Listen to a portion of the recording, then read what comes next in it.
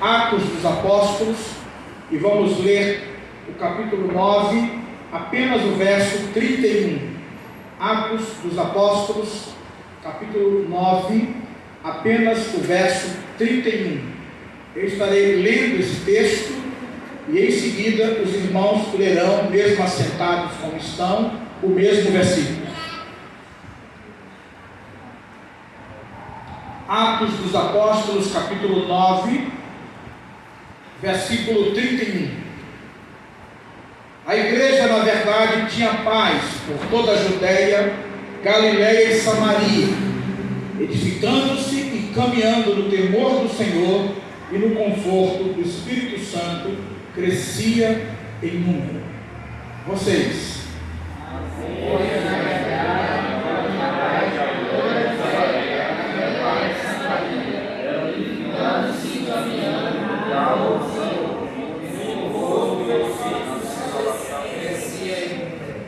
Pedir ao reverendo Gerson para fazer uma oração de intercessão por essa palavra.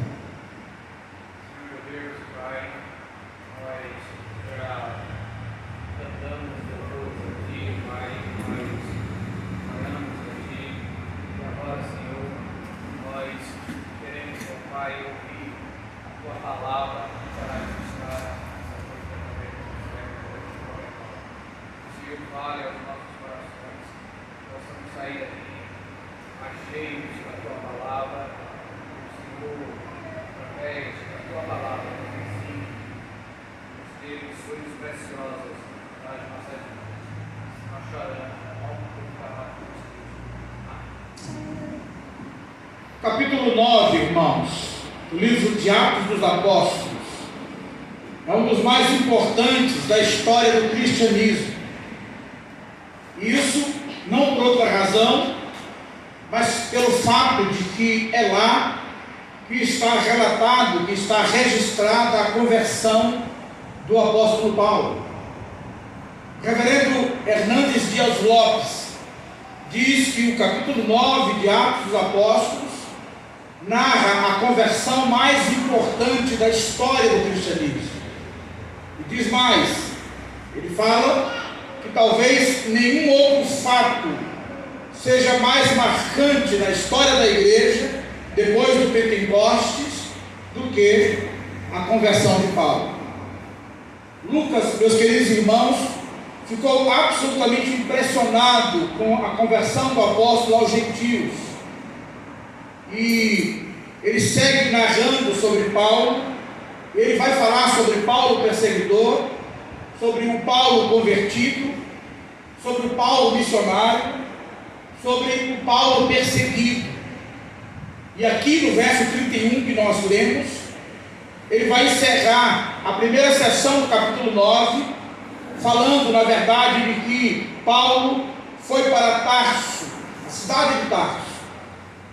E logo após a sua conversão, então, ele passou lá 10 anos, longe dos holofotes, sendo trabalhado, burilado, lapidado por Deus, para ser posteriormente usado, como foi de forma tão poderosa. E é interessante observar que o texto dá um especial destaque ao crescimento da igreja, já destacando algumas das suas principais características, os seus principais aspectos. Mais do que isso, ela vai mostrar, ou ele vai mostrar, o texto vai mostrar quais são as marcas de uma igreja reformada, quais são as marcas de um crente reformado, quais são as marcas de um servo de Deus que caminha diante do Senhor com fidelidade. E aí, pelo menos 2 princípios estão muito bem elencados e destacados aqui no texto. Em primeiro lugar, falando sobre a vivência da igreja, daquela igreja operosa, daquela igreja atuante, daquela igreja fiel ao Senhor, daquela igreja que caminha debaixo da vontade de Deus. Ele vai dizer que, em primeiro lugar, essa igreja é uma igreja edificada por Deus. Preste atenção nisso. Ele vai dizer que a igreja tem dono, que a igreja foi criada para Deus e foi criada por Deus, que a igreja não é uma invenção de homens. Na verdade, queridos irmãos, Deus erigiu, Deus consolidou, Deus edificou a igreja.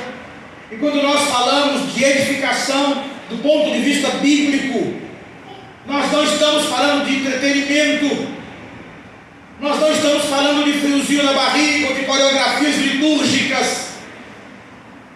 Quando nós falamos de edificação do ponto de vista e do viés bíblico, estamos falando de algo que tem a ver com base, com alicerce, com estrutura, com sustentação. De modo que quando a Bíblia fala de edificação, de um povo edificado, de uma igreja edificada, a Bíblia sempre vai estar falando de doutrina. A Bíblia sempre vai estar falando de confissão de fé. A Bíblia sempre vai estar falando de escola bíblica dominical, de estudo da palavra. A Bíblia sempre vai estar falando de palavra de Deus. Esta igreja do verso 31 é uma igreja, diz o texto, que na verdade tinha paz por toda a Judéia, Galiléia e Samaria, edificando-se, ou seja, fortalecendo-se, sustentando-se, erigindo-se na palavra de Deus, na verdade escriturística, não no oba-oba invencional da mente do coração pecador dos homens, da mente do coração pecadores dos homens, não das vídeo profetadas tão comum nos nossos dias, não do oba-oba, do movimento, mas da palavra, da sustentação, do conhecimento, do esteio, da graça de Deus. E ele vai dizer que essa igreja, ela é fundamentada na palavra. Queridos irmãos, tem gente que acha que edificação é louvorzão, que edificação é festival de cachorro-quente, é sorvetada. Nada contra a sorvetada, nada contra o festival de cachorro-quente. Daqui a pouco a UPA vai estar fazendo uma cantina de cachorro-quente para todos nós. Essas coisas podem e devem estar presentes no nosso meio, mas não são essas coisas que geram edificação na igreja. Não são essas coisas que geram a sustentação da igreja. A igreja de Atos dos Apóstolos é uma igreja apostólica, conjugava doutrina e vida, credo e conduta, palavra e poder, quantidade, qualidade para a glória de Deus. Era uma igreja, amados irmãos, que zelava pela doutrina, celebrava a Deus com entusiasmo. Era uma igreja ativa na oração e viva na ação social. Era uma igreja, amados irmãos, que crescia sem negociar a verdade do Evangelho. Era uma igreja que aprendia diariamente, era comprometida com a fidelidade à palavra de Deus. Uma igreja que agrada a Deus, amado. É uma igreja que tem a palavra como sua única regra de fé e prática. É uma igreja que tem os seus pormenores regulados pela Sagrada Escritura. O poder da igreja reside na sua obediência e a sua submissão à palavra de Deus. Você entendeu isso? O poder da igreja não é a sua conta bancária. O poder da igreja não é a sua influência política. O poder da igreja não reside no tamanho da sua membresia. O poder da igreja reside na sua obediência e submissão à palavra de Deus. Uma igreja reformada e uma igreja que agrada a Deus. Uma igreja edificada sobre o fundamento. Uma igreja que vai crescendo e vai se fortalecendo e é plantada na rocha. Uma igreja que tem raízes. Uma igreja que antes de florescer e crescer para cima, ela cresce para baixo com sustentação e graça, em nome de Jesus. Amém? Amém. Uma igreja que vai edificando-se em Deus. E talvez você ache muito bonito, muito interessante, mas talvez você esteja perguntando assim: o que isso tem a ver com a minha vida? O que isso tem a ver com a minha realidade? Porque todas essas marcas e características próprias da igreja que agrada a Deus também são marcas e características próprias de cada um de nós, porque afinal de contas nós somos o templo do Espírito Santo. Se nós queremos agradar a Deus, nós devemos estar fundamentados na palavra. Se nós queremos agradar a Deus, nós temos que conhecer a palavra. Se nós queremos agradar a Deus, nós temos que decorar, memorizar, guardar no coração a palavra. O salmista Davi disse: guardei a tua palavra, escondi a tua palavra, secretei a minha palavra no meu coração para não pecar contra ti. Amém, queridos? Guardei a tua palavra no meu coração para não pecar contra ti. Houve uma época em que nós éramos chamados dos homens da capa preta. Hoje, para vergonha nossa, poucos de nós ainda conhecem alguma coisa da Bíblia. Deixa eu contar para vocês uma história. Eu andei muito lá fora com outras igrejas, em projetos, em caminhadas sociais, e eles têm impressão muito boa a nosso respeito, quando eles dizem que os presbiterianos, de fato, são conhecedores da palavra. Quando eles falam que os presbiterianos, de fato, têm bom alimento, têm solidez, e eles crescem de maneira robusta. Mas como nós lamentamos saber que até mesmo no nosso meio, muitos de nós estão raquíticos, muitos de nós estão carregando uma profunda anemia bíblica e de conhecimento da palavra. Muitos de nós sequer conhecem as principais histórias do Velho Testamento. Alguns de nós ainda sequer aprenderam o plano de salvação, não entenderam a graça de Deus. E mesmo aqueles que têm muitos anos de igreja,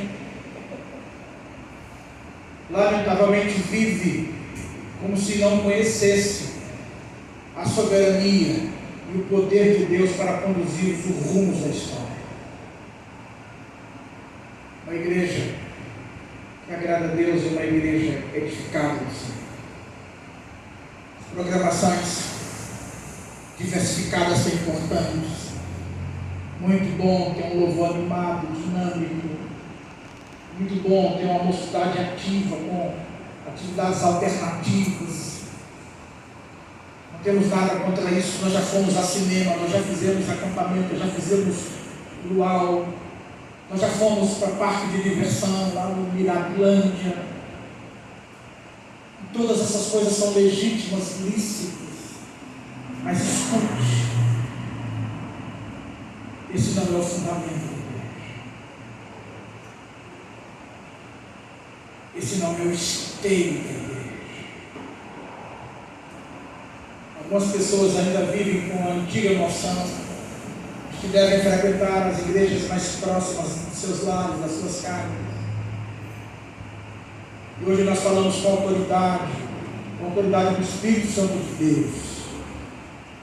Nós temos que frequentar a igreja que esteja mais próxima da palavra de Deus, do fundamento, da revelação bíblica, da revelação escriturística. A igreja que agrada a Deus é uma igreja que tem raízes, cresce para baixo antes de crescer para cima, e vai sendo edificada do Senhor. Mas há uma segunda verdade. Em segundo lugar, além de ser uma igreja que vai sendo edificada no Senhor. O texto nos diz que é uma igreja que depende do Espírito Santo de Deus. Preste atenção nisso. Observe o texto, dá uma olhada aí. Veja o que o texto diz, que a igreja caminhava no quê? Verso 31, capítulo 9 de Atos, que a igreja caminhava no temor do Senhor e no conforto do Espírito Santo. Caminhar no temor do Senhor tem a ver com a ideia de busca de santidade. Santidade, irmãos, sem a qual ninguém verá o Senhor. Santidade que nos afasta do pecado. Santidade que nos leva à confissão, ao arrependimento. Santidade que nos leva à glória de Deus. O conforto do Espírito Santo. Alude a uma das missões do Espírito Santo, que é o de consolador. É interessante porque o texto vai dizer que esta igreja, edificando-se, caminhando no temor do Senhor e no conforto do Espírito Santo, crescia em número. Mas antes ela vai dizer, no começo, que essa igreja tinha paz por toda a Judeia, Galileia e Samaria. E a paz aqui, amados, do texto, essa paz que o texto fala que a igreja tinha por toda a Judeia, Galileia e Samaria, é paz contrária de guerra ou de perseguição, mas é também profunda paz em meio à guerra, em meio à perseguição e em meio aos conflitos, pelo conforto do Espírito Consolador de Deus. É o Espírito de Deus, irmãos, que consola. É o Espírito de Deus que conforta, que dirige a igreja na produção dessa paz interna contra as tantas confusões e os conflitos, as intrigas com as quais nós nos envolvemos. Observe uma coisa importante. O texto vai dizer que essa igreja que tinha paz, que era edificada, que caminhava no temor do Senhor, no conforto do Espírito Santo, crescia em número. Nós vivemos uma época em que a relevância da igreja tem sido diagnosticada pelo tamanho da sua membresia. Que a fidelidade dos pastores é diagnosticada a partir da intensidade da sua agenda. Então aquele pastor é muito importante porque ele não tem tempo disponível. Então aquela igreja é muito poderosa porque ela tem 2.000 membros. Nós vivemos essa geração, a geração da numerolatria. Você vai para o Instagram, para as redes sociais, e as pessoas estão lá vendendo seguidores. Você quer comprar seguidores? Você quer ter 1.000 seguidores no seu Instagram, 2.000, 10.000? Está lá a tabelinha com o preço. Não sei se eles existem, se são robôs, mas sei que o seu Instagram vai bombar. Porque o Instagram é importante aquele que tem muitos seguidores. Por causa disso, muitas igrejas e pastores têm negociado os valores fundantes da fé cristã. Uma busca desesperada por quantidade de membros tem feito concessões inadmissíveis. Existe hoje, irmãos, milhares de técnicas de crescimento de igreja, técnicas comerciais, técnicas empresariais, que vão ensinar como um pastor pode fazer a sua igreja crescer numericamente, seja de que forma for, mas ela vai crescer. Seja lá prometendo o que for, mas ela vai crescer. É a numerolatria, é a idolatria dos números. Mas quando nós olhamos para o texto vai dizer que o crescimento da igreja não vem dos homens. O crescimento da igreja não vem das programações. O crescimento da igreja não vem das estratégias. O crescimento da igreja vem das mãos de Deus. Vem das mãos de Deus. Vem das mãos do Deus poderoso, que é o Senhor da igreja. Amém, queridos? Obviamente que nós temos a nossa responsabilidade de pregar o Evangelho, de evangelizar, de trazer os pecadores para junto de Cristo, de fazê-los ouvir a verdade. Obviamente que nós temos a nossa responsabilidade de receber amorosamente os nossos visitantes quando aqui estão, de chorar com eles, de orar com eles, de caminhar com eles. Mas o crescimento genuíno e verdadeiro, ele não virá dessas coisas, ele virá do Deus poderoso. É Ele que faz crescer, é Ele que faz aumentar, é Ele que traz as pessoas. Cada um de vocês, cada um que está aqui, que faz parte dessa igreja, veio porque o Senhor trouxe. Veio porque Deus disse: é para ir para lá, é para ir para aquela comunidade, é para ficar naquela igreja.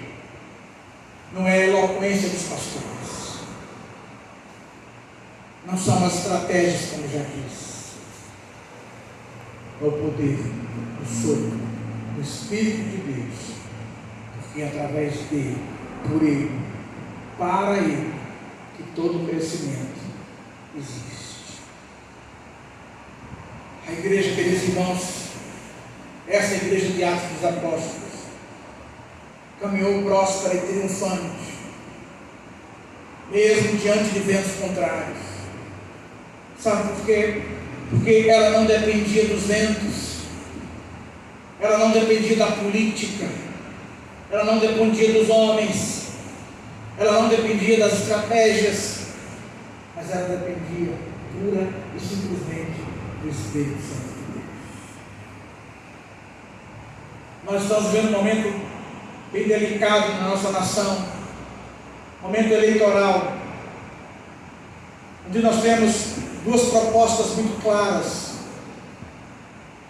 De um lado, uma proposta muito evidente dos princípios da palavra, da família, do combate às drogas, do combate à pedofilia, do combate à prostituição,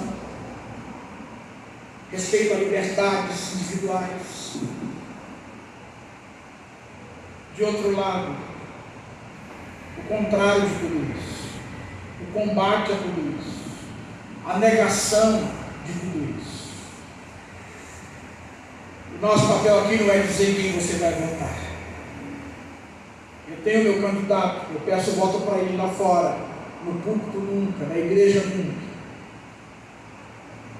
E olha que eu tenho uma militância efetiva, porque o púlpito não é palanque, a igreja não é comitê eleitoral. Nós não dependemos da política.